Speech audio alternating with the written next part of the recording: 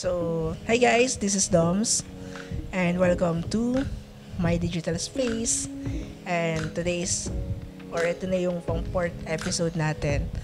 And grabe ang bilis, no? Parang kailan lang nung nagpaplano pa lang ako to create this one. And inabot siya ng years, di ba? Parang bago natin siya na-execute talaga. Or parang feeling ko dala na lang din ng pressure kaya in-execute din natin or sinubukan na natin gawin to. Diba? Lalo na yun, yung reason kung babalikan natin yung episode 1, pag-graduate na yung nag-request sa akin nito. And yun, parang I need to prepare na para makagawa na tayo ng totoong podcast. Pero sabi ko nga rin nung last episode, itong episode 3, na nire-record ko kanina lang din. Same outfit, no? Parang whether magkaroon ako ng official podcast talaga, nakasama ko si Kathleen, or hindi pa kami totally nagpa-podcast on Spotify or sa mga platforms talaga for podcast, at least nasimulan ko na to at naka-upload na tayong episode.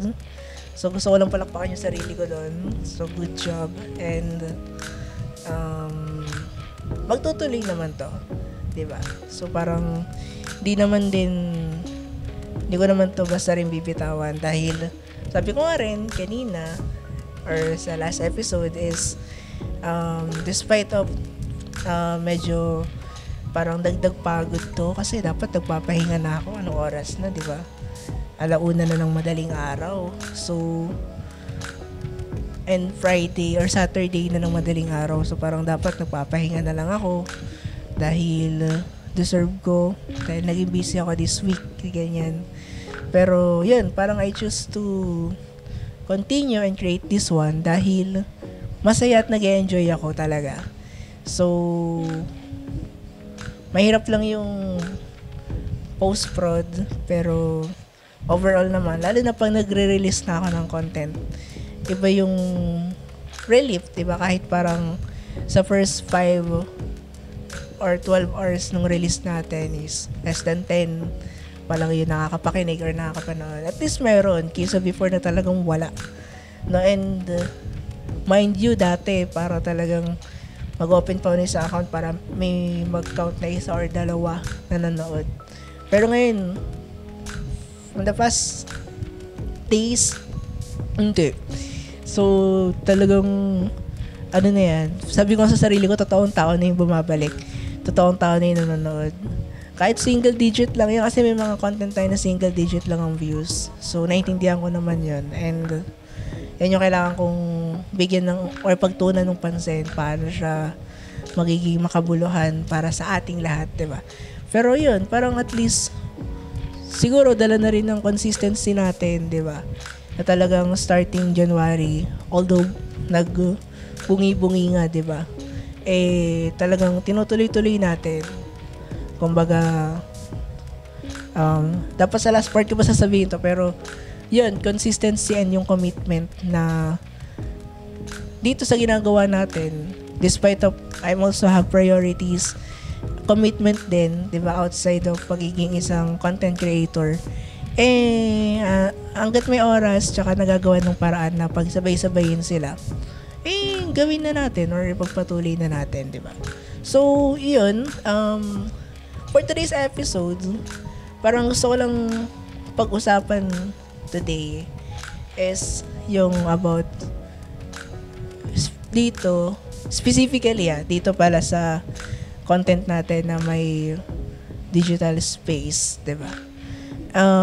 Yung title natin for today's episode is a trivia, dahil supposedly yan talaga yung magiging title nito, or pinaplano ko siya year 2021, 2023. May safe space talaga yung initial netong kasi ang purpose ko nun, parang nasabi ko na nga to last episode, na parang I wanted to make more personal. So, that's include personal talks, sabi ko nga, personal thoughts, ideas, na pwede kong i-share at pakiramdam ko ay safe ako na i-share siya.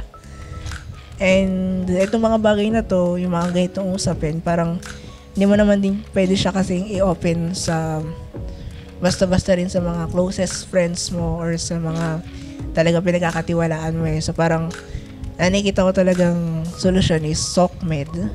Like what I said also na SOCMED is my outlet. Pero sabi ko gusto kong maramdaman na safe ako. So parang ayun, parang I want to have a safe space. And feeling ko parang okay naman din na sa ganitong paraan. Actually podcast din talaga. Doon at doon talaga mapunta eh. Parang podcast yung nakikita kong safe space ko talaga. Where I can share everything. Kasi hindi mo naman din lahat maayang makinig eh. So baka random people pa yung makapakinig sa'yo, diba? Tsaka yun, parang to set the record straight din kasi wala naman akong dump account. Although I have one last time, Facebook. Pero hindi naman ako totally nag-share doon. Hindi ko rin maramdaman na safe ako na mag-express ng thoughts ko doon. I have X, I have Twitter. Before, medyo maboka ako. Then, I have this experience na binalik sa akin. So, parang supposedly safe space ko ang Twitter. Pero, meron pala nagmamasid doon. Ayoko naman i-set siya as private. Kasi parang nagtatago naman ako, ganyan. So, parang, alam mo yun, meron lang akong parang mapaglabasan talaga ng mga ganitong bagay. Kasi, likas sa akin yung maging madaldalin. Pero sa personal, tahimik ako eh. So, sobrang contradicting niya. And, hindi rin naman kasi rin ako yung klase ng tao na parang, if meron akong gustong sabihin, nasasabi ko lahat through a post, Facebook post. Hindi rin eh. So, ito talaga yung parang pinaka-fit for me. Pero, yun, parang last minute, nung ipoproduce ko na itong content na to, sabi ko parang hindi naman ganun kaakma na sabihin kong safe space siya. So, pinalitan ko na lang ng digital space na word dahil nasan ba ako, diba? Saan ko ina-express yung thoughts ko na yun? Yung mga personal ideas ko, diba? Dito rin, sa digital space, sa internet, sa SOCMED. So, iyon. So, kailangan ko na lang din siguro mas maging tripling ingat kasi safe space ko siya pero hindi ko naman to sinet as rant ko, diba? At mahirap akong mag-rant, pare. Mahirap akong mag-rant. Tsaka it's either magiging issue yun or masasabihan tayo ng kung ano-ano at marami pang bagay. So, ayun, parang it's just a safe space that I can express myself na may boundaries pa rin. Pero at least, diba, parang last time we talk about, diba, me being a Virgo overthinker. Parang at least na-express ko siya through words. Diba, kahit hindi diretso, hindi diretso ko nasasabi yung mga gusto kong sabihin. Especially yung emotion. Pero at least, diba, nadadaldal ko na siya dito. Nasasabi ko na siya. So, for me, it served the purpose. Kahit hindi siya yung tamang titulo. Or kayo, ask ko na rin kayo.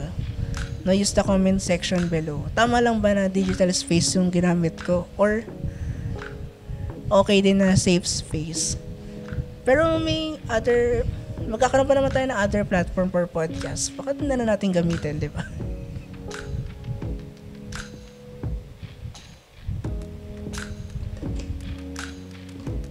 Ayan, water break lang ng konti. So, ayun, sabi ko nga, pang 4th episode na to. And, alam nyo naman ako, di ba, parang even numbers yung laging bilang ko sa mga bagay-bagay. At kapag nag-i-even numbers, pag lumagpas na ng 2 at nag-4 na, minsan alanganin na yan I mean, kapag gumagawa kasi ako ng mga content, diba, parang kapag lumagpas siya ng 2, ang ending niyan is pwede maging 3 episode, 4, 5. Parang yun na yung maximum eh. So parang, ako ngayon actually, nilalabanan ko rin yung sarili ko na, 4th episode na ako this time. Mas nauna pa siya dumami kaysa dun sa other content ko na ginagawa ko every Friday, which is yung may secret convo. Diba? So, ayun, parang andun yung fear ko na papalapit na rin ba ako dun sa na matatapos na yung purpose nitong mini podcast series ko, since ang sabi ko nga noong una, parang pinaka-purpose lang naman niya is para mag-test or trial and error with na podcast na gagawin talaga natin soon. So, natuturn ako doon, pero sabi ko nga, masaya naman ako na ginagawa ko siya, ina-explore ko siya. And then, pinagbabasihan ko rin din siguro yung na-accumulate natin na interaction, na-accumulate nating views.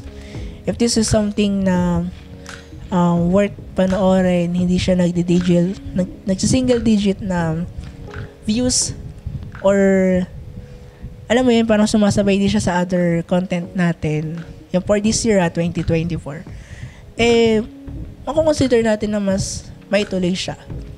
Kung merong talagang mga interested na nakikinig at nanonood sa atin, di ba?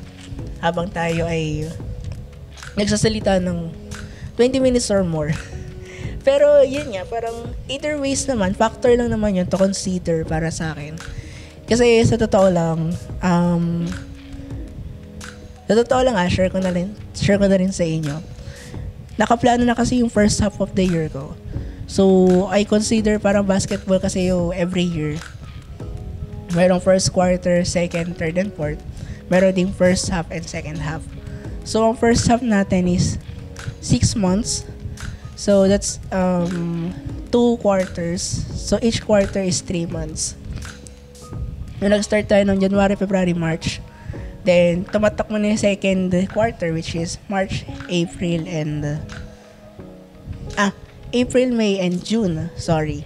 So, yung hanggang June, technically speaking, meron akong mga set of plans.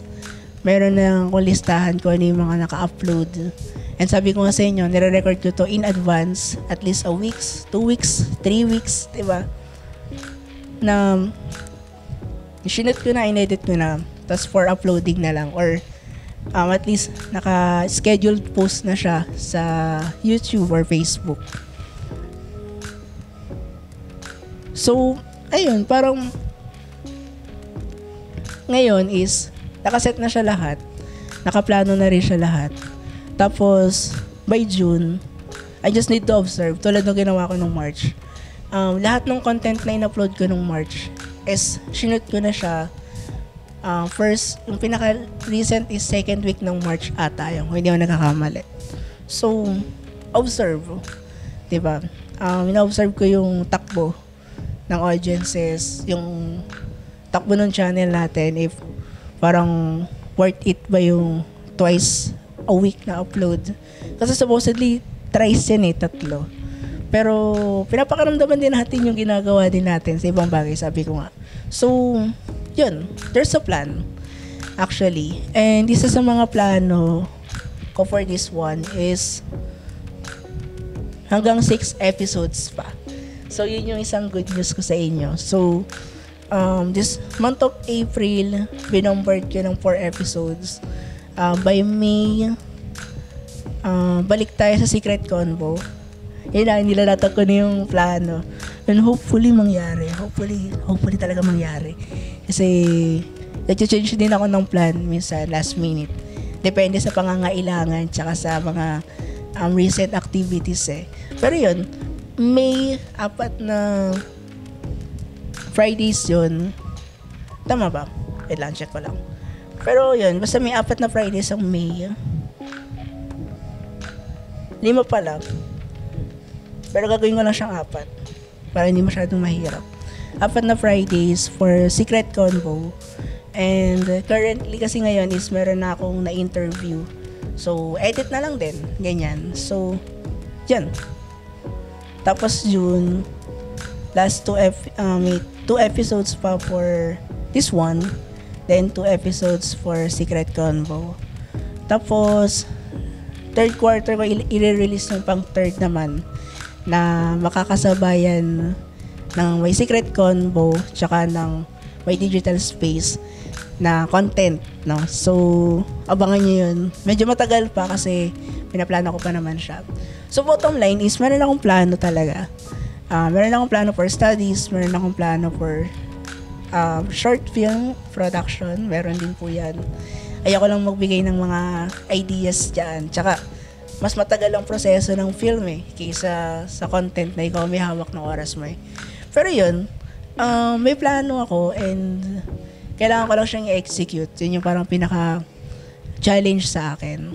And for this one, specifically this content, meron akong 3 short-term and long-term na plan.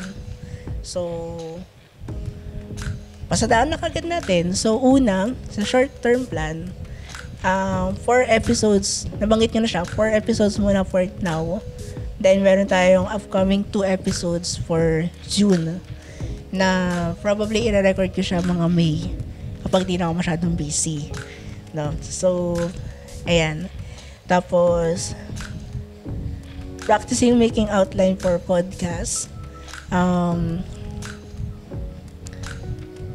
Nandun pa rin naman yung purpose ko na itong content na to is preparation lang natin for a podcast. Pero once na meron na tayong podcast, decision making ulit if I'll continue this or not. Depende pa rin yun. So, depende sa mismong podcast na mangyayari, depende sa availability. Pero as long as available pa tayo, libre at kaya pa mag-record, the short term is to continue this one. Then, last na short term ko, lalo na yung susunod pang episode is same, lang siya, same setup. Bahay, basic equipment, meron tayong mic, hindi tayo gumagamit ng lapel and such. Audio interface, camera, medium form, which is 20 to 30 minutes talaga, minimum, ganun. Hindi ko na makita ko ilang minuto na, pero tapos, solo host, which is ganito. Parang ito muna yung nakikita ko for short term. Siguro yung short term na sinasabi ko baka until the whole year. Pero we cannot speak for the future, no? At sa mga future decisions natin, respetuhin natin 'yon. Pero at least for now, yun yung nakikita kong short term. Siguro hanggang June muna yung short term na 'yon. So, may sabihin pa nung Kuya Jude, after ng June, mawawala na yung depende. Yun nga, respeto sa magiging desisyon. Pero at least, 'di ba, meron pang 2 episodes na natitira na medyo mas seryoso pang usapan. Kasi ngayon parang medyo chill break lang din ako dahil pinapakiramdaman ko lahat ng posible pang mangyari. Kasi ang kalaban natin dito is yung oras at yung mga bagay-bagay na commitment natin outside na hindi natin hawak. So, ang priority nating bigyan ng desisyon is yung mga bagay lang na kontrolado natin. The rest is kailangan mo ipaubaya. Lalo na yung mga bagay na hindi mo naman pwedeng stressin yung sarili mo kasi hindi mo naman siya control. Diba? So, think about dun sa things na kontrolado mo. Nang sa ganun is hindi masyadong pressure and hindi ka masyadong mahirapan. Tapos, when it comes to long term, number 1, regular content series. Kasama na siya sa mga regular na mapapanood ninyo. Simple lang naman kailangan ko lang ng outline, kailangan ko lang magpuyat ng madaling araw na wala akong gagawin just to record it, tsaka mas mag-preserve pa siguro ng boses sa mga susunod. Kasi papaus na naman siya. My God, bakit ganun? Tapos yun, magkaroon man ng official podcast or hindi this year. So initially, yung purpose or yung reason bakit ginawa natin to pwede mawala. Ang importante lang is maituloy natin siya at maging regular content na siya. Naabangan nyo every Friday. Kasi ang goal ko for this year is meron akong at least one episode of a secret convo every month. One episode of my digital space. I'm introducing the third one sa third quarter and the fourth one on fourth quarter. So, sasalubungin natin 2025 na merong 4 na magkakaibang content every Friday na abangan ninyo. Yun talaga yung pinaka-goal ko. So, yeah. Number 2, open topic. Long term is, I want you, ikaw na nakikinig at nanonood nito, to decide ano ba yung gusto yung pag-usapan natin. So, nabanggit ko naman na I wanted to make it more personal thoughts, personal ideas, personal talks na pwede ko i-share na hindi tayo red tag, na hindi malalagay sa alanganin yung buhay natin because we want a safe space to talk about it. So, yun. Etong episode na to, i-open ko yung comment section for your suggestions, especially yung 2 episodes natin for the month of June. Ano ba yung mga gusto nyong pag-usapan natin? So, try nyo na rin mag-search online ng mga things na masarap pag-usapan pagdating ng June para mapag-usapan natin siya. Or, mga recent issues ng mga bandang mid-May, pwede natin yung pag-usapan siguro. So, yun, parang mas gusto ko siyang i-open sa inyo dahil gusto kong parang give and take tayo. So, suggestion. Gusto kong makarinig ng suggestion galing sa inyo. Then, I create my own outline and paano natin siya pag-uusapan or paano ko siya i-share sa inyo. Yan, gusto kong magkaroon ng open topic para hindi lang, ako lang di lagi nag-decide na ganitong topic, ganyan. Baka hindi naman kayo interested na pag-usapan yan, diba? Baka yung mga yung mga previous topic ko, meron kayo hindi interested na mapakinggan galing sa akin, di ba?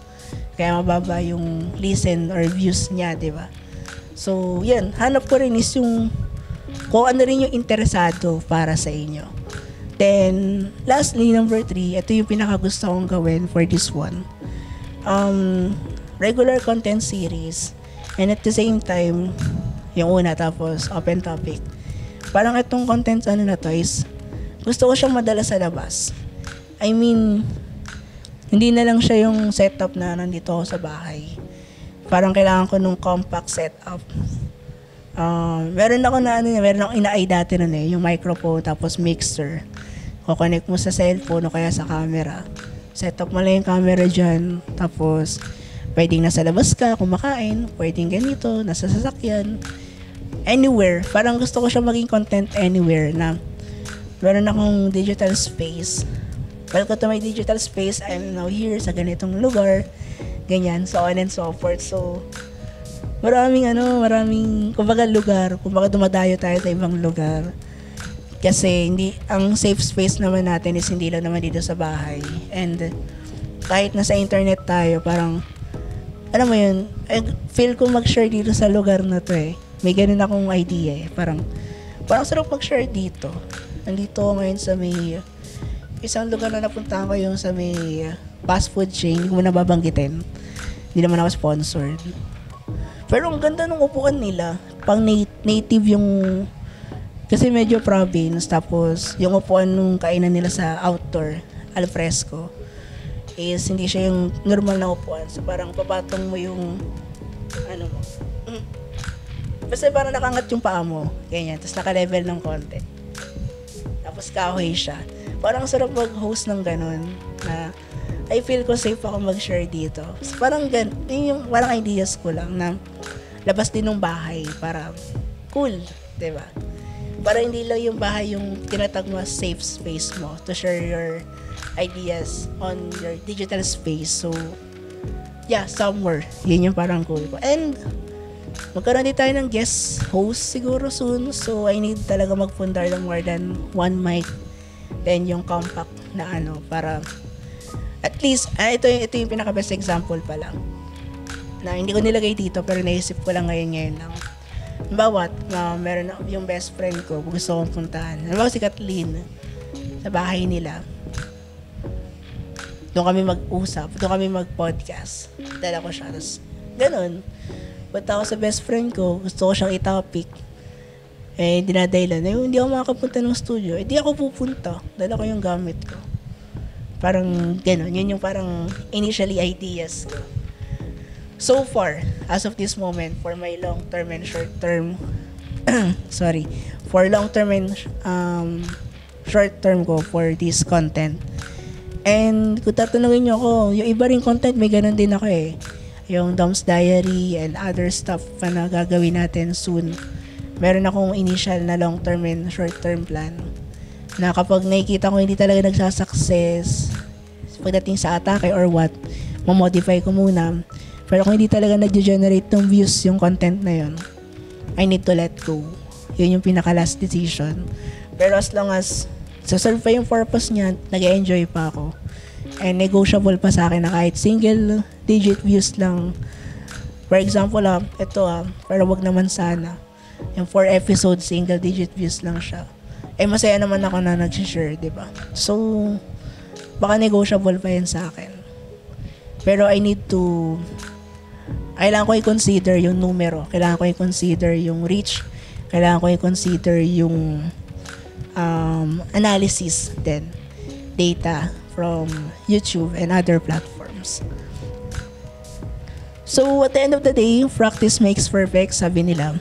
Pero, it's not really at least close to perfection. Yun yung pinaka-target natin. And I personally promise to create more meaningful content. Consistency and commitment is the key for this one. So, maraming salamat sa inyong panonood. Kita-kits tayo sa susunod na episode sa June. Maraming salamat sa support. This is Dominic Palmacinto.